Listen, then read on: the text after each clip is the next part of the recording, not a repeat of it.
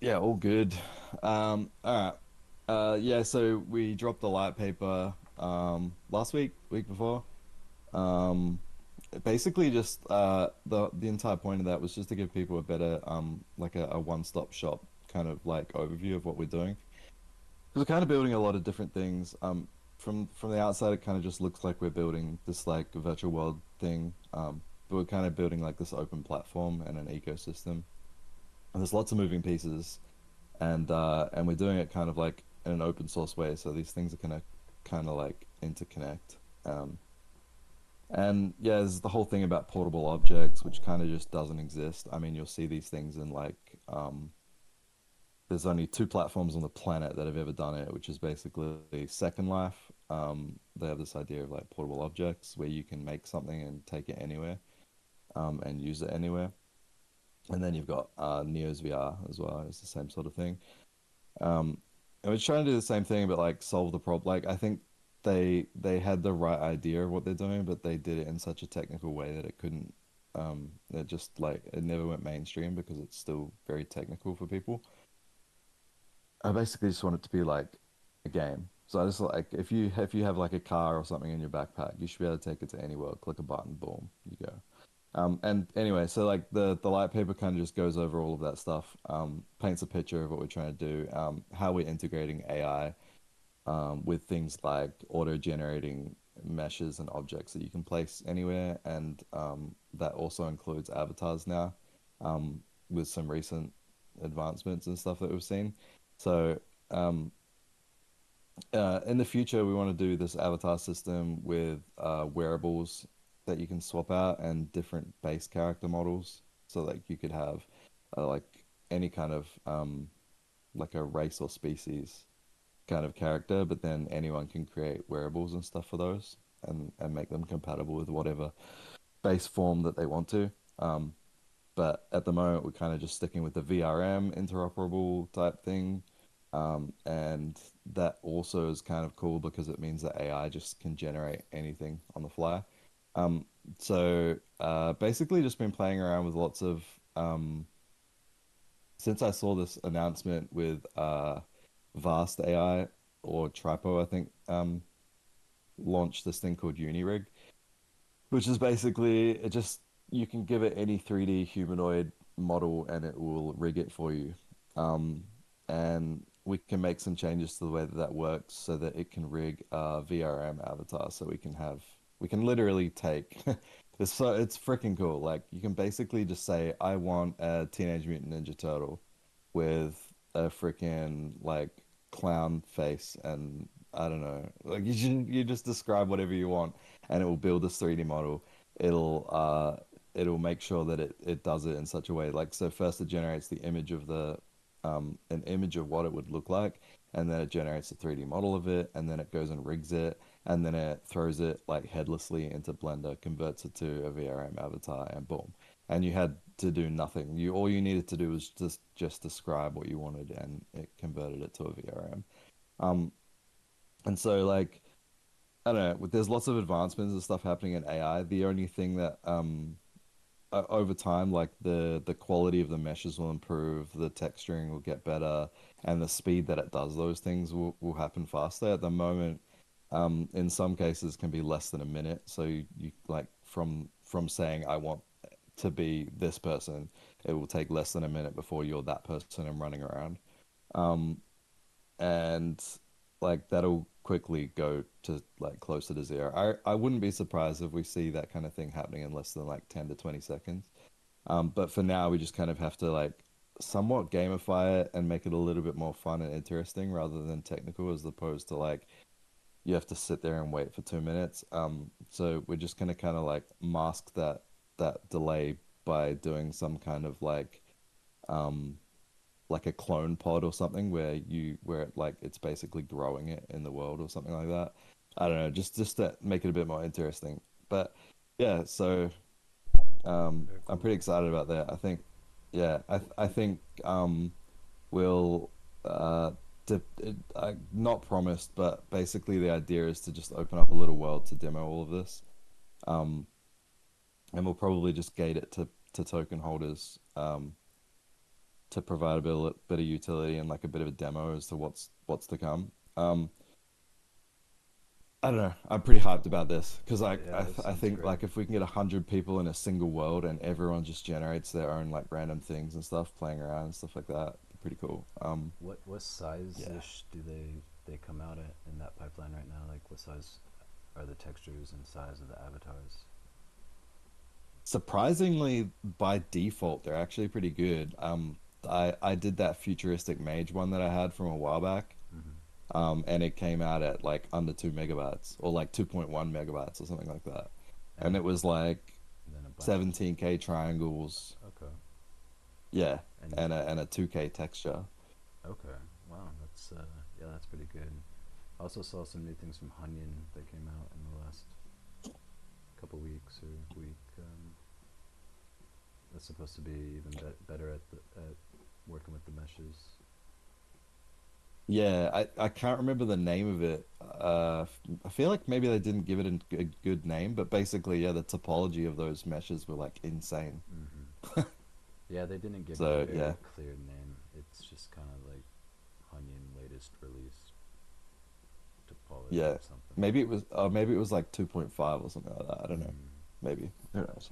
But yeah, the topology on those is really freaking cool. I was wondering when that was going to happen because like all these people are creating these mesh generators that are AI, but like they use like voxel. The way that they do it is with like a really um dense voxel grid, Yeah. which makes it really hard to like do proper optimization and stuff like that. So I don't know how they did that, but it's pretty freaking cool. And are you looking to use like Character Studio from M3 for some of this, for the VRMs with wearables and stuff, or? I hadn't planned on it. The character studio is really freaking cool, but I looked at the code and I'm like, I think I feel like I want to optimize the heck out of a lot of that stuff. Um, there's also the option that we don't even go with VRM and we just use GLBs because it's basically just like a skeleton with a mesh that has weights on it, um, rather than going the whole full VRM thing. So we could support both. We could have VRM support and just regular GLB, but yeah.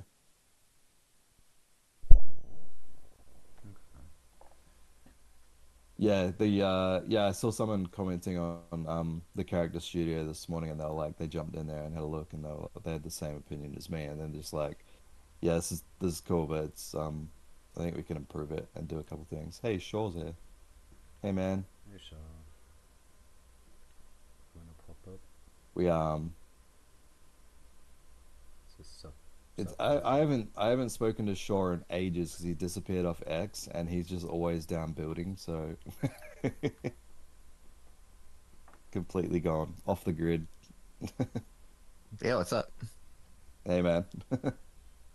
Just thought you were out of the builder call. I thought I'd stop by. Well, Working on some, what's happening?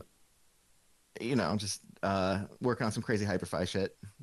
Um, I actually, so well, I mean, I've been working on a lot of stuff, but I think what's relevant to this call is, I've got a TypeScript version of Hyperfy, which I'm sure you won't accept, but it Ooh, does exist. I want I did make the PR.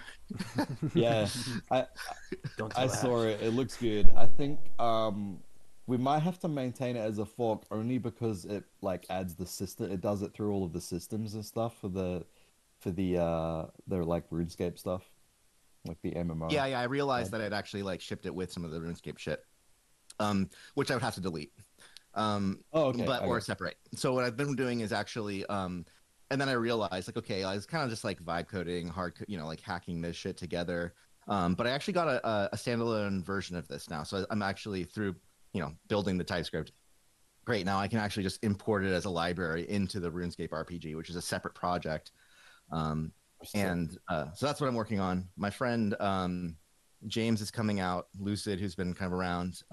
He's a big art RuneScape nerd, and our plan is next week he's going to come out. We're just going to spend like 3 weeks finishing RuneScape, and like full on Hyperfly RuneScape. I got every fucking system. I have all the systems themselves like actually tested down to like Grand Exchange, trading, inventory, like all the stuff. But now it's like, okay, well, we actually have to like put that into space, make sure the space makes sense. Because if I'm like vibe coding, hacking this stuff together, I just like put all the tests in, and it like definitely like the math will work out. Like, cool that the fighting mechanics, but like actually spatializing that correctly is still a little challenging. So our Yeah, plan is, and the vibes as well. Like you've got all yeah, of that stuff. But I mean, we're just sitting on like the age of AI where we can just like auto gen most of those environments yeah. anyway. So I created a meshy AI thing that just generate like, dude, meshy AI is fucking nuts. And there's scenario GG, there's a bunch of other ones, but it Yeah. just generates all them. I got all the models, like every single RuneScape item, create with the description, and then like, okay, reprompt this into like an item description and generate it, and it looks so good. Um, Party so, hats. yeah, I don't have party hats, but I should do that. But like all the swords and items and stuff, we should definitely. I mean, we could probably just like download a party hat at that point. But yeah, I think the hard part there is gonna be like, well, how do we actually like place the sword in your hand? That's actually easy. Like sword is pretty easy. We can figure out where the hilt is, like in the item. But I think that like armor, it's gonna look whack. But hey, Yeah. if all the pieces are there and we've got like all the systems and AIs are running around battling each other, even if it looks kind of shitty, it'll still be like, damn, that's like Agent RuneScape. So Yeah, that's the it fun. just goes back to like it's the games that go like hardcore into like visual fidelity are usually less capable games, and like it's not always like what it looks like. It's just about functionality, what you can do, can you have fun, like all that stuff. What I really care about is like, can agents play RuneScape as well as humans? Yeah. If they can do that, that's like, there's so many different challenges there and spatial robot challenges. That's cool as shit. So yeah, so we're gonna release a plugin Hyperfy. Like we have that Hyperfy starter, but Mhm. we actually like broke out a proper Hyperfy plugin. It is using the TypeScript stuff, but it'll connect to any Hyperfy server because it didn't change any of the actual, the protocol is the same. And we have Sick. agents. So yeah. That's exciting. Sick. I don't Um, know if you've seen the uni rig announcement, like the new model for rigging meshes automatically, so we can do AI agents from text, like text to VRM, basically. Sick. Meshi has this, but it's like Mixamo bullshit. So if you have like an auto rigging, that's like the weak spot. Oh, I Um, didn't even know they had that. Okay, so we yeah, already have if you generated one with Mixamo bones, you it probably just can retarget it convert auto. that to VRM and it will automatically work because we already map Mixamo for animations. So yeah. Yeah, I think there's like a little blender step I got to put in there, but it's trivial and it can definitely Yeah. output. And then I was thinking like, well, now all the mobs have to be humanoid, but hey, that's fine. Like you got like a little walking bear Yeah. or They don't whatever. they don't they don't have to be humanoid. It would be You could really just use a GI a regular GLB or something. I feel like it's gonna look like that game Everything, where it's just like they're just like static animals moving around the world. Though, like the animation will be challenging for a quadruped.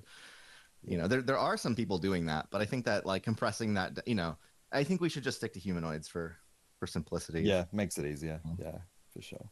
Like a deer walking around. On two legs. Yeah. Yeah, exactly. You're just like killing deer, like, dude. Anyway, that's the plan. Sounds awesome. So I will go back to listening and not taking over Yeah, your all building good. chat. That All was good. a Thanks. complete segue from what Ash was just talking about with the AI to Trippo to Hunyan to Auto Rig and wearables and Yeah, VR. imagine if we It was a just perfect give segue. those guys like we'll give those AI agents the ability to generate their own NPCs on the like from themselves. So they just build the game themselves. Oh yeah, I mean that's absolutely where I want to go with this. But I wanted to build, like I was like, let's just build RuneScape so that we have it. And if we can get that going, then I want to throw away all the items, and I want all of the item generation and quest generation to be dynamic, so that the game is like truly endless. Because now you're like, oh, I can build a quest. I've got this character over here and this item over there, and they're just randomly in the world. Yeah, here you got to go get my missing sword from this troll. You're like, okay, you can imagine this could be like a really sick dynamic game.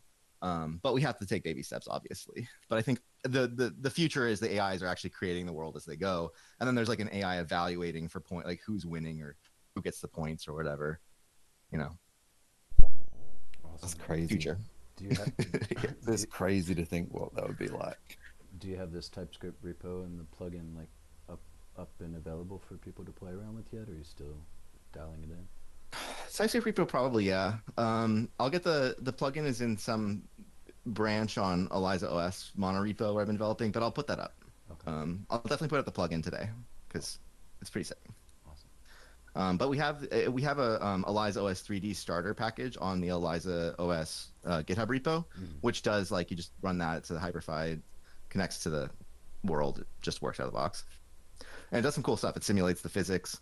It's actually a full physics simulation, so the agent could like query and navigate and all that stuff.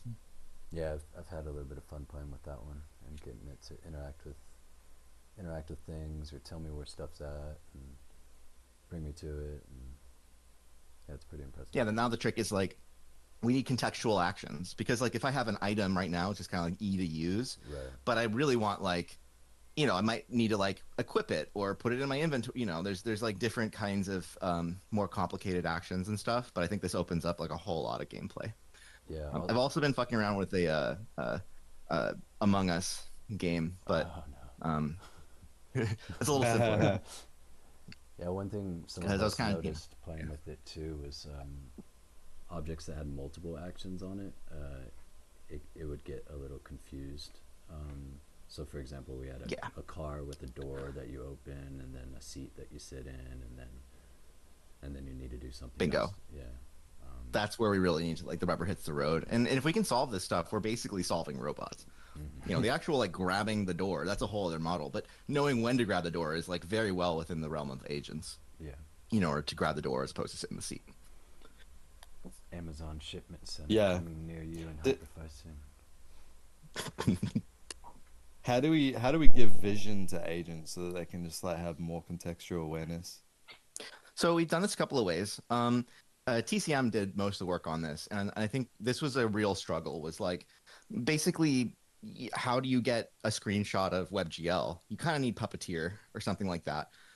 We also tried, since we have the geometry client side, we can actually just render, but then we need like to do a off-screen canvas renderer. And I think there were some issues with like getting the colors and textures and stuff right on our side. It was something like that. So it's definitely doable without having. But there's kind of like, if you think about the way that the agent thinks about the world, there's sort of two things. There is like, yes, we need to take a screenshot and then we can go and run image classification, like identify all the people, all the objects, the distances and all that stuff.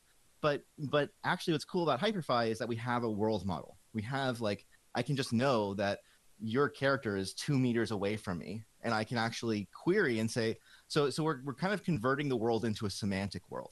So you're, at these XYZ coordinates and I'm at these XYZ coordinates, and we're turning that into like Ash is far away from you or is nearby, is staring at you, is looking off and in the other direction. And so like from the agent's perspective, as it's like going through this conversation and evaluating, it has like very basic primitive cues that are just turning like spatial information about rotation and position into these more semantic things. And so it's like, oh, you're 4 feet from a car, and the agent's gonna be like, hey, I should go sit in this car, because it knows that thing. So kind of like a point cloud with information on each point. A little bit. I mean, it's like a list of entities that are nearby. I don't know if you ever played MUDs, but it's really like old school MUDs where you're like, okay, I don't know, pick up the lightsaber or something, and to the agent, it's like just playing a MUD. And you're just sort of turning anything spatially close into close or far away. It's either in this room or it's in another room. And it works really well. It's like 3D. Most of the agents are doing that. That's a good way to think about it. It's basically just break the world up into a grid. Yes.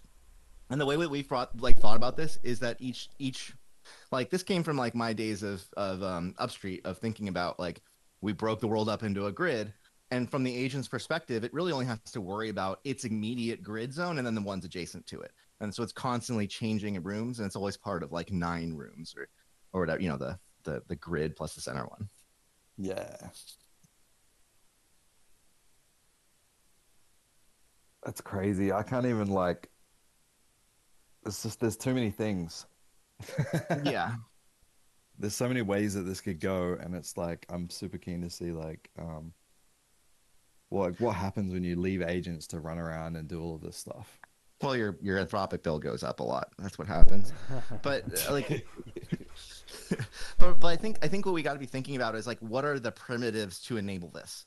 And same thing on the agent side, where I've been like, okay, I'm building this agent to do X, but then like as I do it, I'm like, man, I wish I had this primitive, this plugin that solved this thing underneath, and I could like import from that, or as opposed to like, oh, I got to build this whole fucking over the top, like scabbed on top of the thing to solve it.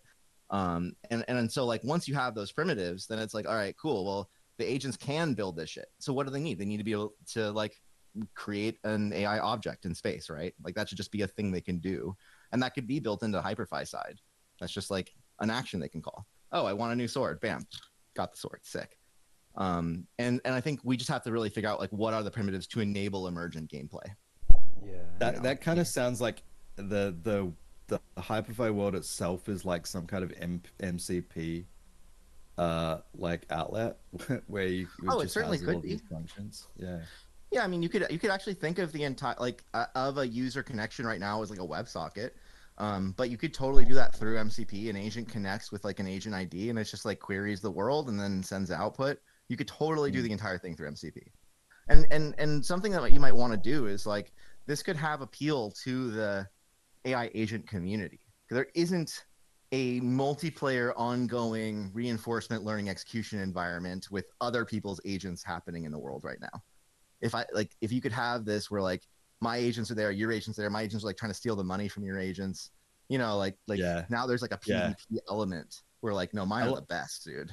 You know. I think the closest we have is like Minecraft, which seems to be like probably I see a lot of projects that are doing AI with Minecraft characters just Yeah, because but it's like it kind of lends itself to that. But I mean, oh, there's only absolutely. certain But things you can do there. but what it doesn't have is it doesn't have diversity of different kinds of agents. Yeah. Like there's no like what I want is a game where I could be like, no, you don't understand. Eliza OS agents are the best in the world, and I'm gonna show you because I have like a level 99 character in this, like that kind of thing. Um, I think that's what's missing is like there's no competitive element to it. It's just like, hey, look at my world of agents in Minecraft, like cool, but they're all the same agent. They're just like a copy of the same whatever the underlying agent framework is. There's no So diversity there. this is like a benchmark for agents, right? So Yes. Eliza's playing this RuneScape game, but also these other AI things are using it as well, and the one with the highest level is the one that's doing better. Yeah, and to this end, we've actually I put out a couple of bounties to get some other people building Python versions of the Hyperfy agent connector. Oh my So there are a God. couple of Python scripts out there that you can connect agents to too, or just like roll your own agent. And also like a couple other teams who are kind of slowly working on their own integrations for Hyperfy. Because I kind of put this idea out like, hey, we should all compete. It would be great if we know whose agent was the best, in a friendly way. Yeah. Damn. All right. Okay. So I'm doing this like text to VRM thing at the moment. I feel like that's going to be really good for your agent stuff. So I'll try and package it up in a way that'll work with that. But it's gluing together a bunch of different stuff. Right now, I'm looking at Hugging Face APIs to do it. But also there's a project called Compute. Oh, you know about Compute. Oh yeah, I think they launched on I Auto.fun. launched an autofun. Yeah, they want to do like a sort of thing there. It was just like trying to figure out the proper way to do it. But yeah, it kind of like glues a couple of different models together to do it. So we just got to figure out the best way to do that. Yeah. But yeah, definitely expose that. And I think that it would be kind of awesome if, like if I come as a user, I really think that the least sexy part about joining is like when I have like this anonymous profile and this like default character. And it would be sick if I could just be like, oh, I'm this person, and then obviously the agents can use that too. So I know I think you're that'll be fun. I know you're a busy bee up 24 hours building all the time. Um, Emotional mentioned in the side chat here about adding some tips on different AI and cursor setups and different things on coding with Hyperfy and stuff. We have a little bit going on the docs right now. Maybe we could glean some of what you've been doing too, and work on that, and maybe we can capture like a short tutorial at some point on some of these things we've been talking about with like the agents to the or the AI to the VRMs that you were talking about, Ash, and maybe we can do a quick Hyperfy Eliza demo or something sometime soon if you have some Yeah, totally. time to offer. I've been cooking on this on that side. On the like, cursor and Claude and all these things, I think it's really important to define the rules. I mean, one thing is like, the reason I was like I need a TypeScript version of this is because I also need like tests so that I can make it vibe code friendly so that I can like vibe code RuneScape.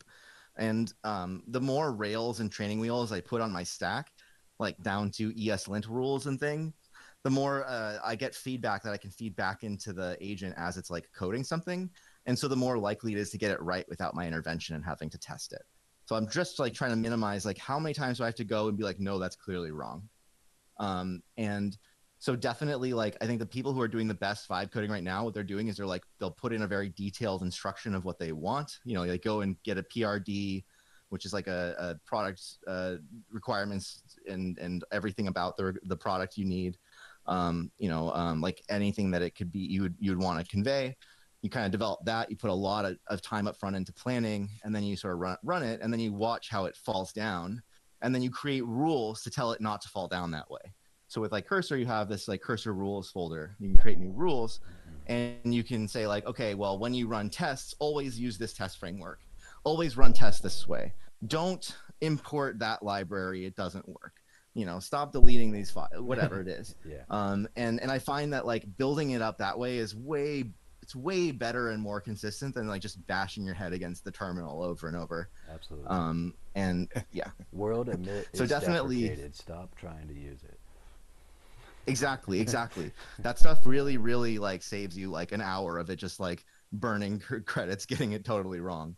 And I do believe if you can get all that stuff down to enough detail and you get like a really clean set of like Hyperfy rules, then saying, hey, I want to build a Hyperfy app that does this is a pretty automated experience. You'll have to like test it and throw the errors back in occasionally, but it should be down to the point where like you start the app, it would even start itself up. And if there's any errors, it goes and fixes them until it's like, cool, I started it up. There were no errors. There's definitely agents in this or whatever the thing is. I think that's really the way to go, in the future is like, the reality is that Ash might be a crack dev who spent his whole life doing this, but the vast majority of people who are going to come to Hyperfy in the future are probably pretty like vibe codery, like enthusiast. And so making it more friendly and on rails for them is just going to increase adoption. Yeah, absolutely. Which is where things like TypeScript that you said, is totally worth it. Yeah, like TypeScript as a developer, fucking annoying. Why do I have all this crap? Why do I have to build my JavaScript? That's ridiculous. But now in the world that we're in, it's like types are pretty good, man. The thing hallucinates a lot without them. Yeah. Surely you've heard of like DeepSeek. I think somebody here, who was it? Somebody shared DeepSeek on the Hyperfy repo, which could almost one-shot an Hyperfy app every single freaking time. Heroes. I believe it. And it was on a deep wiki. It's pretty crazy considering it's not TypeScript and like it's based off like the dumbest docs that we've been kind of like trying to keep up with and going. But I mean, this is the thing I think you should think about is like in the way they're doing text to VRM. I think text to app is like right there for you because you have this strong framework with clear primitives. So it's just like, and you have JavaScript that you can generate and then interpret right there at runtime. So you could like just go and make sure it works. Like, cool, the app ran it, validated. Do you want to add this to your world? And you could totally have a class of like world builders who are just like telling the apps like, no, do this, no, do that, and like editing them. That would be so much fun. Yeah, absolutely. A few people have already tried a couple of different ways of doing that through MCPs and whatnot. And I think a lot of people had issues with with apps being in the world and not locally, so you can't like version control them and stuff like that. So yeah, there's so many different directions. It's hard to know which way to go. But yeah, I think AI text to app is a pretty cool idea and something I'd love to spend some more time on. And you could probably just build an app that does it. It doesn't have to be like a core change. Yeah. That's how we're gonna do this text to VRM thing. Is just like as a side thing, a library or something like that. Yeah, makes sense. Until it works, and then we figure out how to integrate it into core. I shared in the side chat the deep wiki from Hero, and PZ has a pretty in-depth it might be a little bit dated at this point, but are pretty in-depth Hyperfy cursor rules. There's a couple more floating around. Um, yeah, maybe we can make the mega one now and combine everyone's together, because it does definitely speed up the process, and you don't have to Yeah, repeat it's yourself over and over it's again to be like, funny when no, Shaw you talks still about can't do that. using AI to build stuff, and it's like my concept of using I use AI all day, every freaking day, but I still keep it separate. It's not in my code base. Like I just chat in a window like Claude or ChatGPT or something or Gemini, and it's just not connected to my code. And I haven't jumped to that way. But the differences between the way that I do it and the way Shaw does it is just like crazy. And I see all this stuff and I'm like, man, I need to get on that, but it's just like, fuck, I don't even know where to start. You just And download Cursor and you're good. You really don't need all the other yeah, shit. and I'm stuck in VS Code world and It's literally VS Code. It uses the same extensions. You can just right. switch. You can. It's the easiest migration. I Yeah. would recommend it. Like you would be shocked because it like really even just things like, hey, can you just like generate a README for this? And you just like drag and it's done. And you're just like, holy fuck, that's so much faster, you know. Yeah, for Um, sure. and it's done in faster than you could have like collected the files and pasted them into Gemini. I think at this point it's Yeah, really worth. That's the one that's worth it because it's such an easy drop-in replacement for VS Code. exactly. And with the rules, and even if you just reference it to the docs ref within the repo to Ash, it does a pretty good job. It needs a little bit of guidance and reminders on those certain things that it repeatedly tries to do, even though you're like, no, you still can't do that. Um, but the rules definitely help guide it. And like once you do take that initial setup like curve and get yourself dialed in, and it's a day and night difference, with a little bit of guidance and, Yeah. and setting it up. But as far as like extensions and stuff, it's pretty much a one click like swap over from VS Code to Cursor.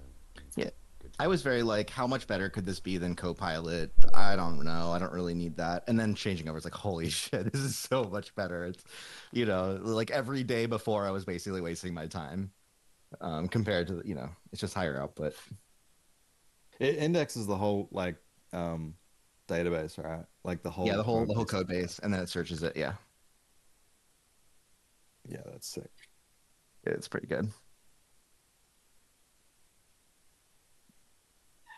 Yeah, and for hypes and stuff, I tend to add a folder to the workspace that is outside of the repo, and then do JS files through that. So it's able to kind of reference both at the same time, since it doesn't recognize a hype format, obviously. Um, but yeah, you can still do a lot of coding of hypes from directly within it too, and have it reference either to docs or straight say, hey, look at core UI.js and look at chat.js, and this is what Mm. we're basing it off of, and now we're going to make DMs, and that's kind of how I went through the rabbit hole of starting to do the DMs and chat channels and stuff, in a couple of sessions, basically. Yeah.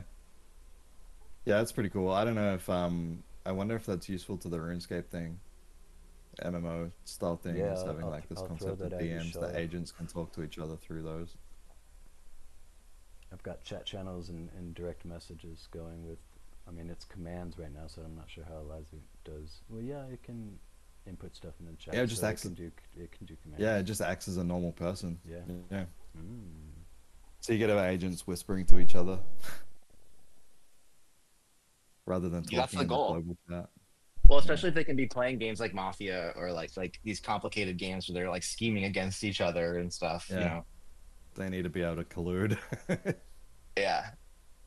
But I think that's really hot. I mean, that's like the real capability demonstration.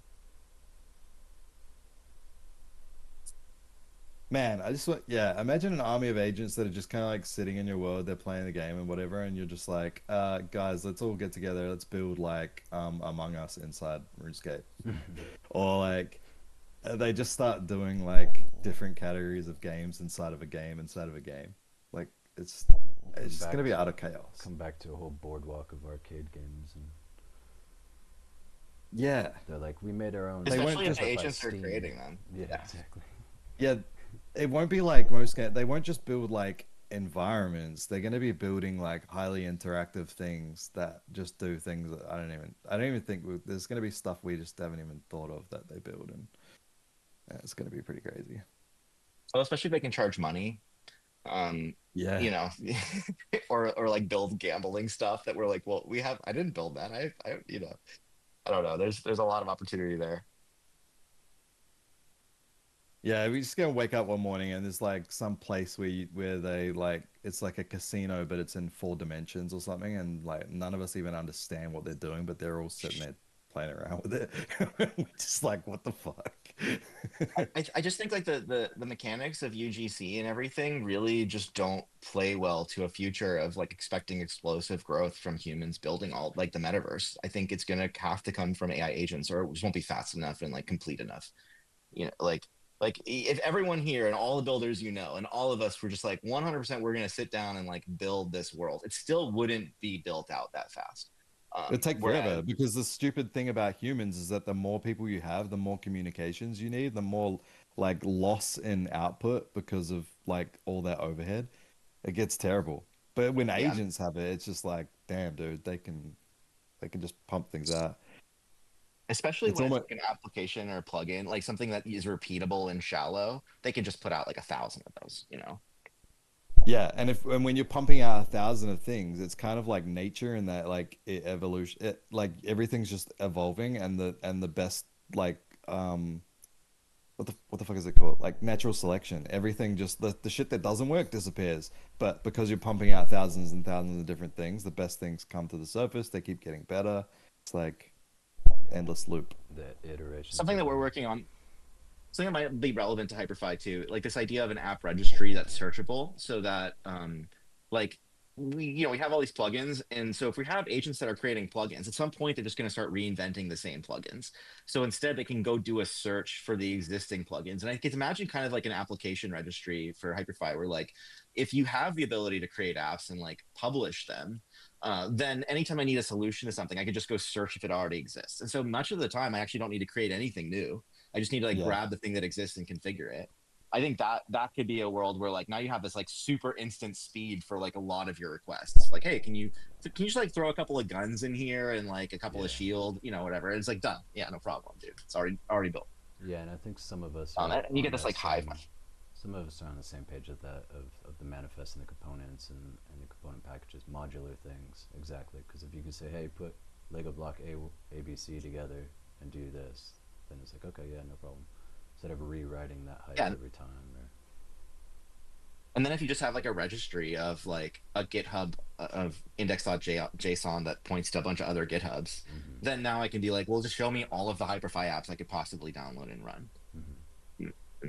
And then if it already exists, then I can just go pull it down. That's sick.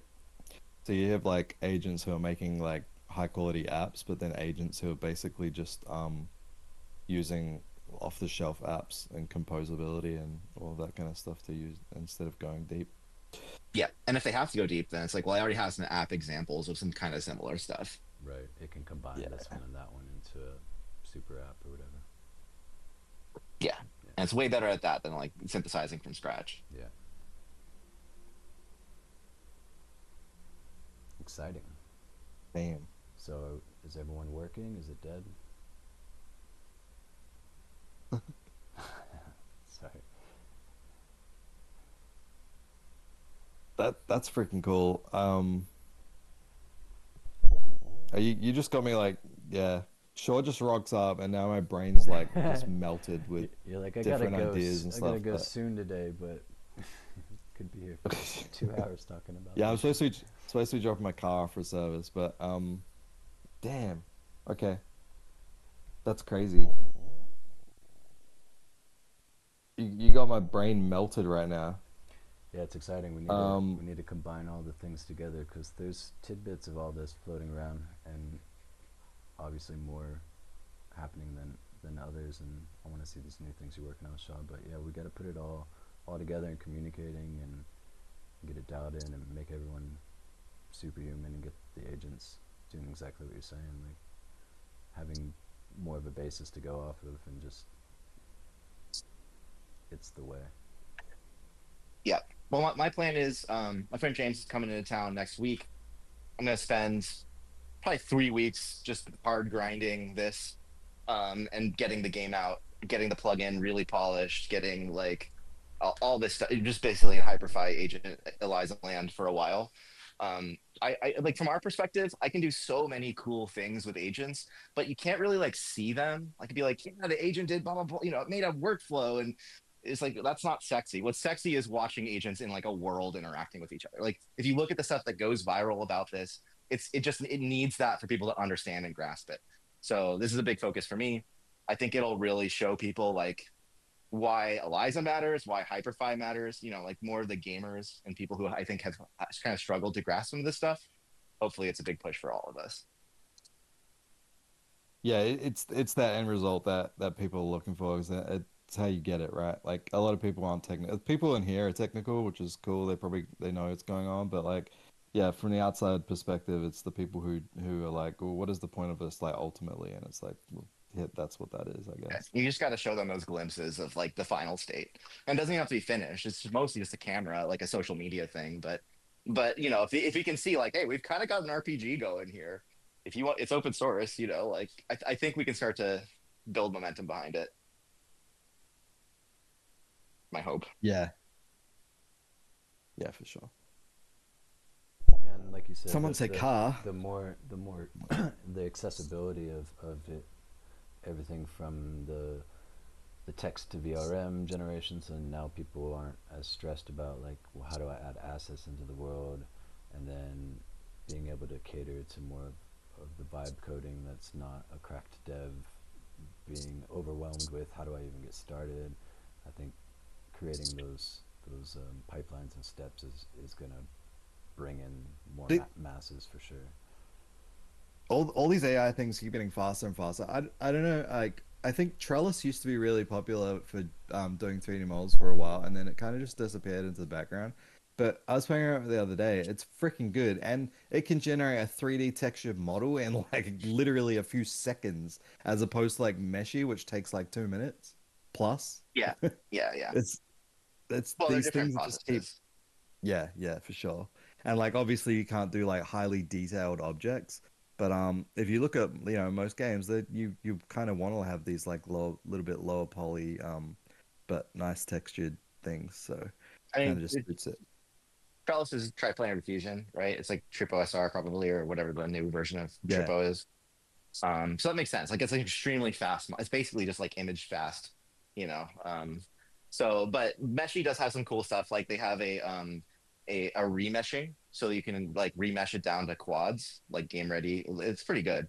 And they also have skinning, so you can skin humanoids and like give them a skeleton and stuff. So like, they do some things, but there's also scenario.gg and there's a bunch. I think that we should just bet on this going to zero, like the cost of AI Yeah, generation of that's 3D assets going to zero, and yeah. like don't invest in that. Just Onion. use whatever is simple, because it's going to be 10 times cheaper in a year. Yeah, absolutely. Yeah, well, Hunyan just dropped out a new like topology thing as well, which is like game ready. And I looked at Yeah, it and I'm like, it actually is game ready meshes. Like they're super low poly but still high quality. And the texturing on them is good as well. So like, holy crap, man. It's insane.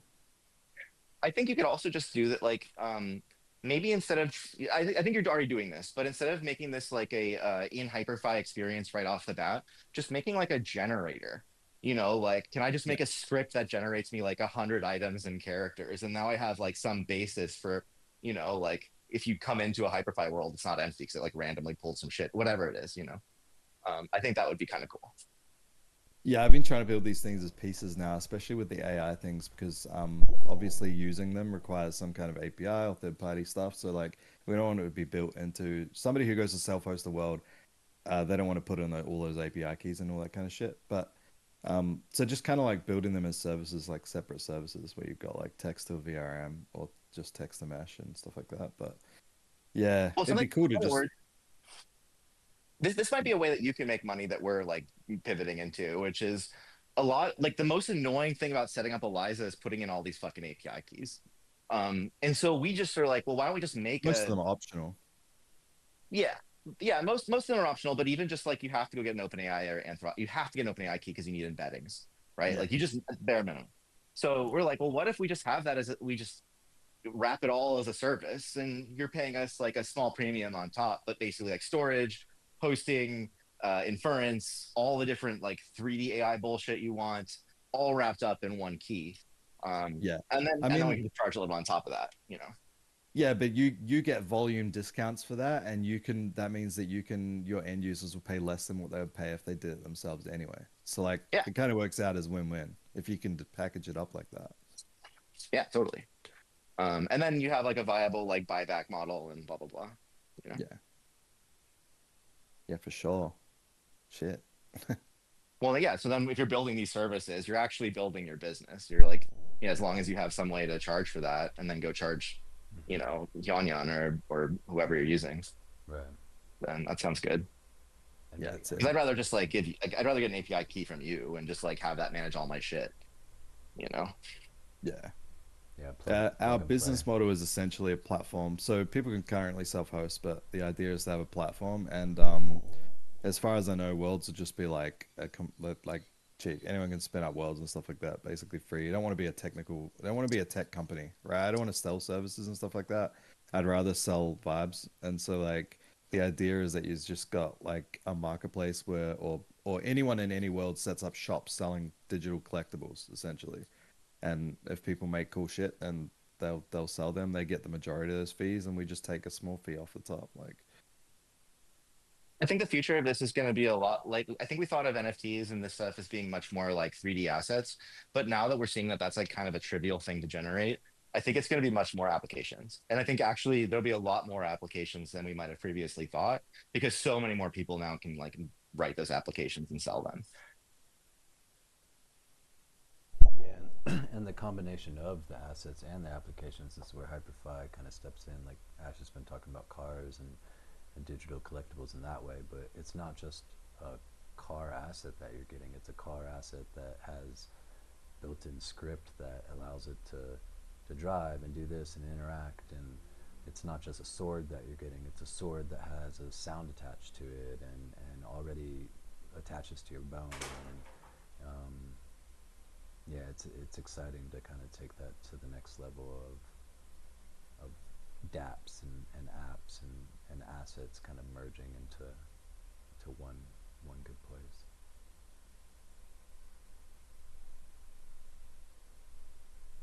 But what about those cars? When we gonna see these cars, Ash? that, which is avatars, AI generated everything's AI running around doing things, as Shaw said, and everything in between. Like now we have this idea of apps, and like we have this new format. We've got HyperScript, which is a way to like code all of these things. So yeah, it just kind of goes into all of that. Hey Onka, did you get disconnected or something? Yeah, sorry, Discord kicked me for 1 second, so I missed one one part of what you were That saying. bastard. But yeah, that bastard. But I think can kind of.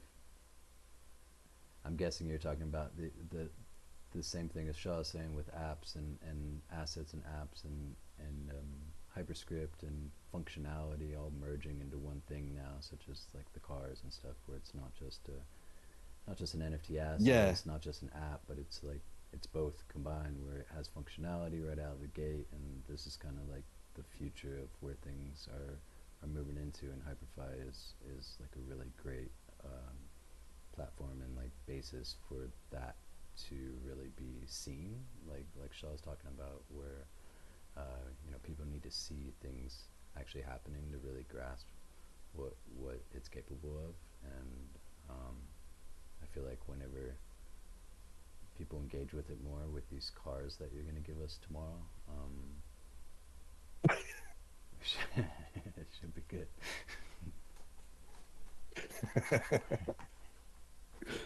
well, that's funny. Uh,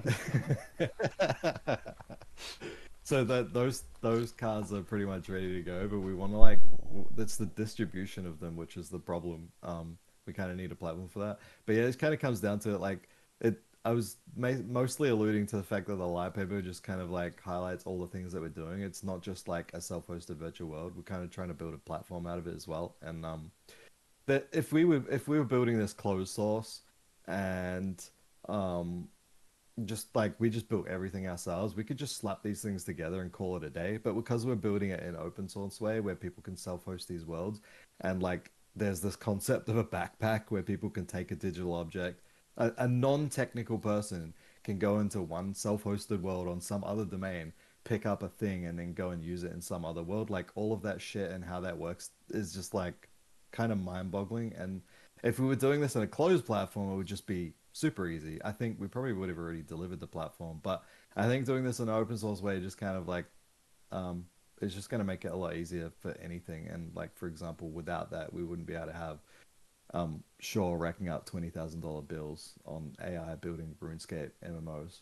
So yeah, I think it's all of that. We trying to build it in separate places as well. So we have this that format, right, and it kind of exists by itself for apps. Um, and then we have the worlds itself, which is basically just a canvas that you can self-host. But the platform is just going to kind of like bring all this stuff together, and hopefully make the backpack thing a lot easier.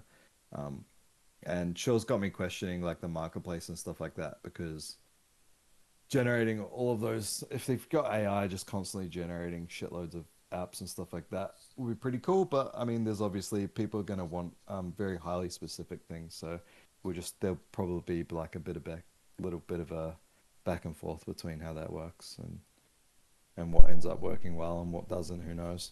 Yeah, I'm starting to kind of see it as like a whole um, suite, more than just a platform. It's like is how it sits in my mind, where you have these generation tools, you have the marketplace, you have the platform, you have the browser, canvas, world. Um, you have all these like rounded out things that you can pick and choose, whether you do want to have AI just generate 1,000 things and pick from the best, or if you want to maybe Yeah. a content creator community where you want to reach out to this person and say, hey, I'm looking for this specific thing.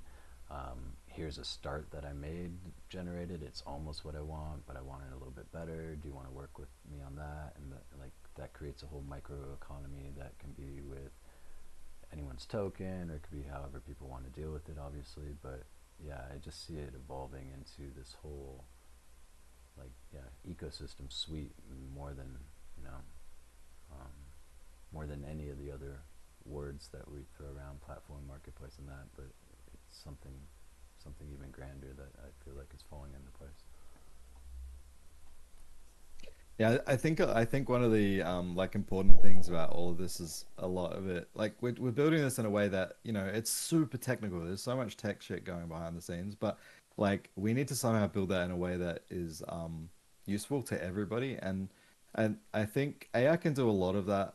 Like AI is good at building websites and figuring out UX and stuff, but I think a lot of UX comes down to like at least now it just feels like it needs a lot of human intervention to like rethink things. And um yeah, from a like from a normal person's perspective, being able to like spin them like have a world that they can then build things in just requires like ultra simple UX. And they shouldn't be exposed to any of that technical stuff. So I think that's like where a lot of the challenges lie, at least for me, and the way that I think about things is like, yeah, we can build all these things, but we need to wrap it up in such a way that anyone can figure it all out. Um, and I mean, yeah, it's like that. That's a lot of my history as well, is where I come from, is working for startups doing UX based stuff. Because I think, yeah, that whole like the Apple quality UX, which I shouldn't use that term anymore because Apple just seems to be getting worse and worse over time. But basically just like that ultra clean UX that anyone can figure out and use, is we need to keep that. Yeah, the user friendly that they're known for, or at least have been known for. Yeah, it's so simple, anyone can use it. Mm-hmm. And Although, we had that in V1. I feel like everyone who you had to be somewhat technical and understand 3D models and stuff like that in V1. But if you had that, you could actually use the platform with that. We never really had any docs around how to actually use the platform, like clicking buttons and how to get things done. People just kind of figured that stuff out themselves yeah, I think, and because there wasn't much there to begin with. Exactly. And I think building blocks. the building blocks are popping up more and more, as Shaw said, and you've stated, and other people are working on. And um, yeah, the Lego pieces, components that you can then just kind of modular build with each other is going to level it up overnight for people that Yeah. are like, what do I do? To, oh my God, I can do everything. What do I do now? It's gonna go from Yeah, yeah. 0 to 100 real quick. So What do you do when you can do anything? yeah, exactly. Hmm. Right. That's when you whisper all of your dreams to your AI agents and they go and just like fulfill it for you. And you come back the next day and there's a whole like universe. Right. That sounds fun to me. You're like, here's a server. You can spin up 75 worlds if you need to, Eliza. I'll be back in a week. Here's a registry. Here's your agent army. Show me what you can make. Build a universe.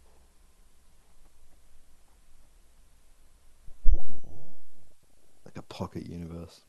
All right, I have to go, peeps, but oh, I have to go so I can drop my car off. But yeah, I don't know. Good talk. I feel like my mind is still melted, so I'm gonna let that like me mull too. over a lot of stuff that Shaw and you have said, and Yeah, it was. oh, and based on it, I'll keep like you guys posted on that text to VRM thing. I'm like super excited about that. I want to get that going as soon as I can.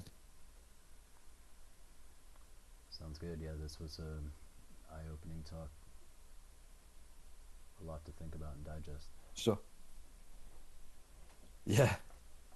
All right. Cheers, everyone. Bye.